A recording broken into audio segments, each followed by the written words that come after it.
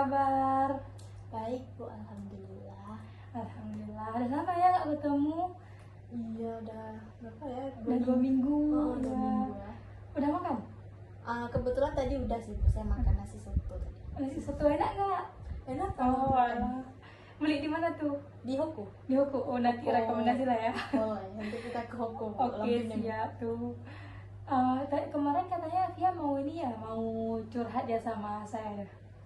Iya Bu, saya akhir-akhir ini saya tuh kayak ngerasa semakin kesepian gitu sih Bu. Oh, Kayak apa tuh namanya?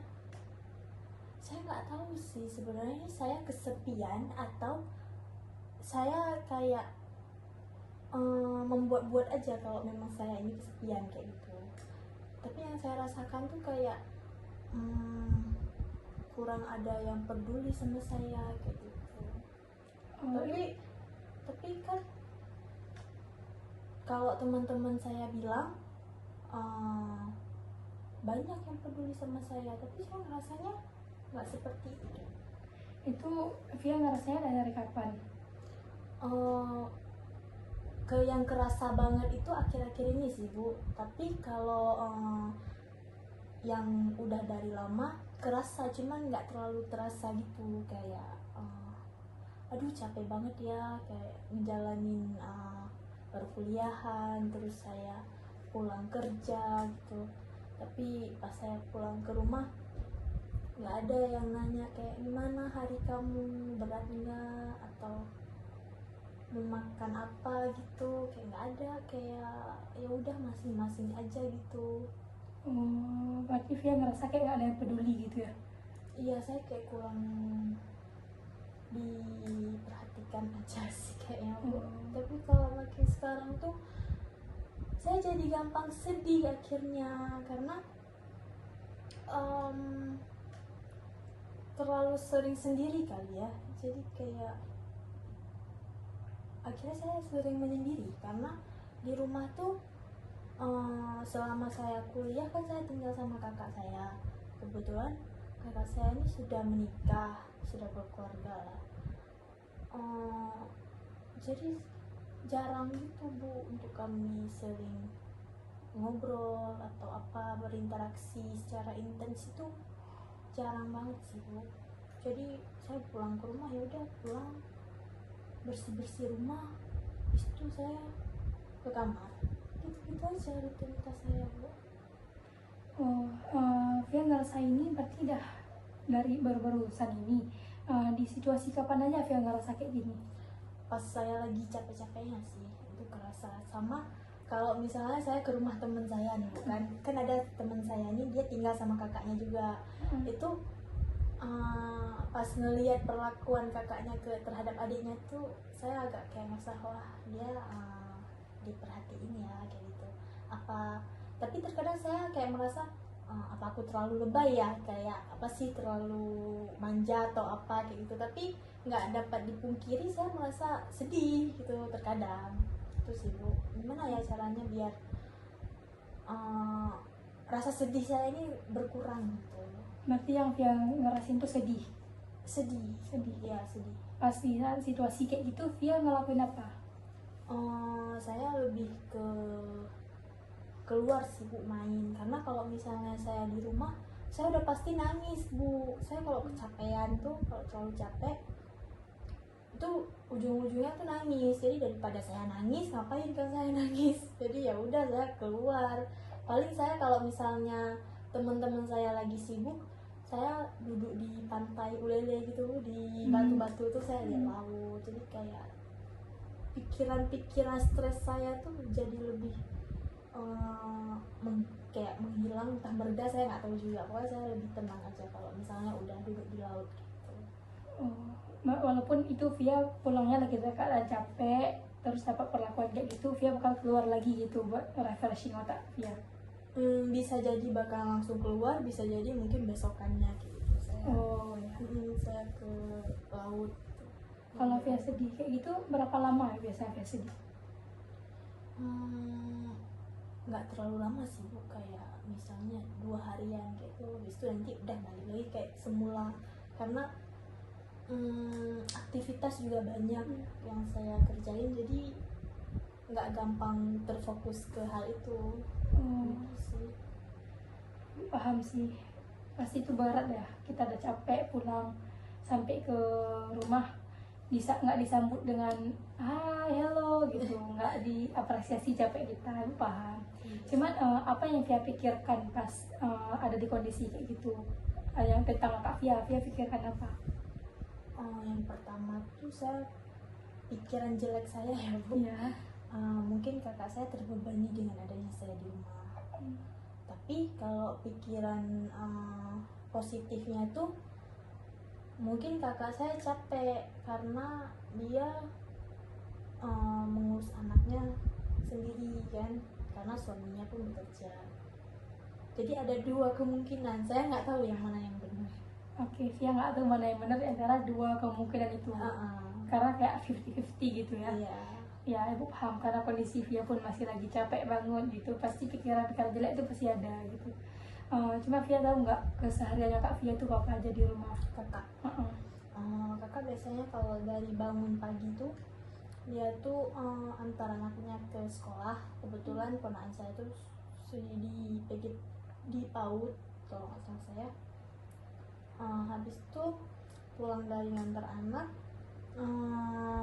kan ada dua anaknya kan, satu lagi umurnya 2 tahun lebih sedikit. Nah, jaga yang satu lagi yang kecil. Terus kalau misalnya saya masih di rumah, otomatis saya yang pegang anak-anak, kayak main lah, main HP. Terus siangnya jam 12 jemput anaknya yang gede yang pertama. Pulang lagi itu kalau masak ya udah masak, kalau enggak berarti beli lauk lagi gitu. Dan sampai biasanya saya pulang kuliah kan nggak menentu kan Bu, kayak misalnya misalnya saya pulang jam siang, terus saya pulang beresin rumah, habis itu saya bersih-bersih langsung pergi buat kerja part time. Kan ada 2 kerja part time saya Bu. Yang pertama tuh di salah satu toko fashion, terus satu lagi di retail kayak gitu, retail. Nah, habis itu kalau saya udah bersih-bersih rumah, saya siap-siap, saya izin pergi lagi gitu. Jadi saya nggak terlalu tahu kayak mana keseharian kakak saya yang sebetulnya. Nanti pas saya pulang di sore hari, biasanya suaminya udah pulang gitu. Kira-kira menurut Via nih, yang Via lihat nih ya, dan sepengetahuan Via nih, kira-kira orang udah berkeluarga itu, udah punya anak, punya suami, itu bakal capek nggak di rumah? Walaupun kadang terkesan di mata kita dia duduk aja, kira-kira dia terbebani nggak? Menurut saya terbebani sih Bu, apalagi kan dengan rutinitas itu aja berulang kali. Jadi saya rasa terkadang mungkin kakak saya ada di fase jenuh mungkin ya, bosan, tapi nggak tahu harus kayak mana, jadi tetap harus jaga anak. Makanya muncul pikiran di saya tuh mungkin dia capek, jadi nggak sempat untuk memikirkan hal-hal di luar yang lain, misalnya kayak untuk sekedar menanyai kabar saya atau gimana kegiatan saya. Berarti yang Via harapkan dari kakak tuh diperhatikan gitu. Mungkin sesekali ya, tapi orang rumah, ibu saya juga jarang sih Bu nanya kuliah saya gimana, kerja saya gimana, hari-hari saya gimana. Jadi kayak bukan cuma kakak aja yang nggak bertanya. Kalau misalnya kakak mungkin saya agak maklum ya, karena sudah berkeluarga. Tapi mama saya nih dia jarang sih nanya gitu, jarang banget, bisa dihitung jari. Bagi mama dia juga jarang kasih perhatian gitu ya. Mama masih punya ayah? Kebetulan orang tua saya bercerai. Tapi setelah itu sama-sama nikah lagi, habis itu orang tua saya meninggal yang laki. Berarti sekarang mama single kan? Single mom. Kira-kira Via berapa bersaudara? Berempat, saya anak terakhir. Berempat terakhir. Mama berarti single mom. Pasti mama capek banget ya? ya mungkin ya pastilah capek. Ya ibu paham sih, tapi coba Via bayangkan kondisi mama yang seorang single mom, harus cari uang buat anak-anaknya empat, harus perhatian ke semuanya, kira-kira cukup nggak waktunya? Tapi mama saya ini udah lepas tanggung jawab sih Bu, kayak abang saya udah nikah, kakak saya dua-duanya udah nikah, otomatis secara finansial tuh udah nggak ditanggung sama mama saya lagi dong. Terus kalau saya ini uang kuliah saya kebanyakan dibantu sama kakak saya, atau enggak ya dari saya kerja sendiri gitu. Dan kesibukan mama saya di sana tuh sebagai seorang guru, jadi saya nggak ngerti entah ini memang sudah menjadi pola asuh yang sudah dibudidayakan atau dibudayakan ya, karena kayaknya kami memang nggak tumbuh sebagai keluarga yang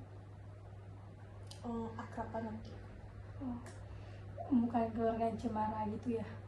Yang kayak terpisah-pisah aja gitu. Pola asuh, kira-kira pola asuh mama Asvia dulu nih, nenek Asvia dulu udah belajar ilmu parenting belum untuk mengasuh mama Asvia nih? Saya kalau itu saya nggak tahu ya Bu, kalau nenek saya, tapi kalau mama saya tuh dulu tuh otoriter sih Bu. Dulu mungkin saya nggak bisa menerima ya Bu kalau misalnya mama saya tuh terlalu keras sama anak-anaknya, tapi sekarang saya udah kayak mungkin ini sih yang dihadapi sama mama saya mungkin nggak ringan ya, berat yang dijalani kehidupan dia, makanya sampai mungkin dia menjadi orang yang sekeras itu. Tapi nggak dapat dipungkiri, saya terkadang merasa ya kesepian aja gitu. Tapi saya menerima kalau saya menerima kekurangan dari orang tua saya, karena nggak ada yang sempurna kan di dunia ini. Begitupun saya juga sebagai anak pasti punya kekurangan juga. Jadi ya mungkin apa ya yang membuat saya sedih tuh ya udah kayak kerasa kesepian aja gitu. Tapi ya nggak sampai saya membuat diri saya merasa kayak ini nggak bisa, saya nggak mau kayak gini. Masih bisa di handle lah. Oke. Ibu paham sih kondisi Asvia dengan anak terakhir gitu kan, pasti anak terakhir tuh kayak butuh banget kasih sayang gitu. Tempat curhat tuh kayak udah nggak ada lagi, karena kakak udah berkeluarga gitu. Paling kalau misalnya ada masalah dari kakak-kakak, malah kakak yang cerita ke saya. Terus saya cerita ke siapa? Ya sandarannya udah nggak ada lagi. Cerita ke orang tua juga bukan tipe orang tua yang mau mendengarkan, lebih ke ingin didengarkan. Jadi terkadang saya berpikir kayak bukan keputusan yang tepat ya untuk bercerita ke keluarga. Ya, Ibu paham kondisi Asvia. Paham sih, karena kan ya anak terakhir gitu butuh disayangi, tapi orang tua kayak gitu, paham Bu. Cuman ya kira-kira kita bisa nggak menyalahkan, kita bisa nggak mengatur orang tua tuh harus harus kayak gini ya? Bisa nggak bisa kan? Kita tuh nggak bisa memilih lahir dari rahim yang mana. Betul. Tapi kita tuh bisa mau menjadi seperti apa, anak seperti apa. Orang tua kita kan ini udah takdir kita kan, ketemu orang tua kayak gitu. Mungkin Asvia bisa coba bilang ke mama tolong sekali mama perhatian Asvia. Kalau Asvia berani bilang, tapi kalau Asvia tak berani bilang, mungkin Asvia bisa coba nunjukin perhatian ke mama terlebih dahulu. Nanti mama lihat, oh dia perhatian kok ke saya, nanti mama pasti kasih feedback gitu. Hati orang tua tuh pasti tersentuh nanti. Terus mungkin Asvia bisa coba memaafkan, karena mungkin orang tua kita dulu tuh belum mendapat ilmu pengasuhan kayak kita sekarang. Terkait kakak Asvia tadi itu, mungkin Asvia tuh bisa coba menerima kakak akan capek kan ngurus anaknya gitu, karena pernah posisi ibu kayak gitu. Kakaknya kurang perhatian karena ya dia capek udah berkeluarga, dia ngurus suaminya, ngurus anaknya. Lihat kita pulang lagi, dia sebenarnya tuh lihat kita pulang tuh udah lega banget, cuman dia nggak ada lagi tenaga buat nyapa kita gitu. Oh gitu ya Bu. Ya, mungkin Asfia boleh coba pelan-pelan memahami, memaafkan. Tapi kalau memang Asfia butuh banget perhatian kayak gitu, Asfia bisa bilang, kakak sekali nanya lah kabar Asfia gitu. Mama sekali nanya lah kabar Pia kayak gitu ke mama. Itu susahnya saya Bu. Itu susahnya, Susah untuk ngomong. susah untuk ngomong karena udah terbiasa sama keluarga yang enggak ini ngomongnya, Terbiasa dia. enggak saling menyuarakan.